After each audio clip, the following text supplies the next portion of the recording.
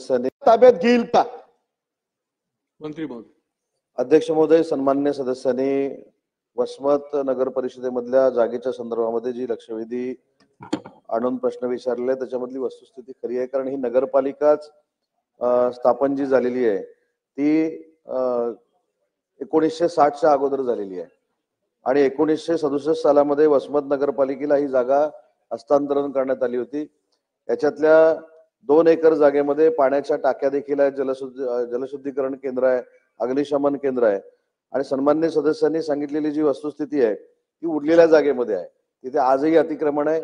8 दिवसाची अजिबात आवश्यकता नाही। आज सभागृहातूनच निर्देश दिलेले आहेत किंवा निर्देश दिले जातील की कुठच्याही परिस्थितीमध्ये हे अतिक्रमण दूर केले गेलं पाहिजे।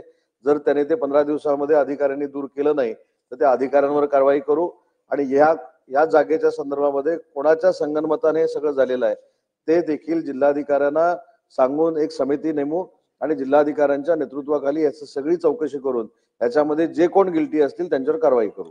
लक्षवेधी 9 व 10 नियमित बैठक